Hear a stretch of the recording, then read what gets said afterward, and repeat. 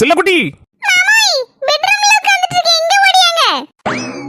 என்னடா செல்லக்குட்டி, நம்ம தெருல எல்லார் வீட்லயும் இருந்து பிரியாணி வாசனை குப்பு குப்புன்னு வருது. அதுவும் சிக்கன் பிரியாணி வாசனை அப்படி மூக்க தொலைக்கி. நான் யாராவது 2-3 வீட்டுல செஞ்சிருப்பா உங்களுக்குன்னு பார்த்தா எல்லார் வீட்லயும் வரிசையா பிரியாணி வாசனை தான் குப்பு குப்புன்னு வருது.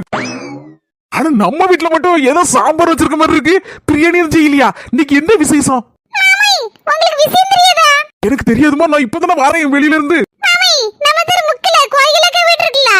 ஆமா, கோகிலக்கா வீட்டுல என்ன விசேஷமா?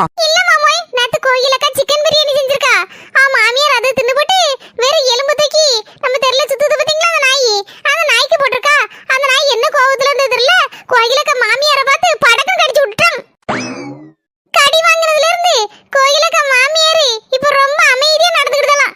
அதான் நம்ம தெருல எல்லார் வீட்லயும் பிரியாணி செஞ்சு மாமியாருக்கு திங்கி கொடுத்துட்டு எலும்பு தூக்கி நாய்க்கு போடுங்க அப்படின்னு சொல்லி எல்லாரும் சொல்லுது ஐடியா போட்டுட்டு இன்னைக்கு எல்லார் வீட்லயும் பிரியாணி. உங்க அம்மா கொஞ்சம் இன்னைக்கு பரவாயில்ல பத்தில 2-3 நாள் சண்டை போடாம இருக்கல, அதனாலதான் நான் பிரியாணி செய்யல. உங்க அம்மா என்கிட்ட சண்டை போட்டுட்டு அன்னைக்கும் பிரியாணி செஞ்சு உங்க அம்மா கையில கொடுத்து திங்க வச்சு நாய்க்கு எலும்பு தூக்கி போட சொல்லுவேன். அம்முக்கு டும்முக்கு அம்மா டும்மாள்.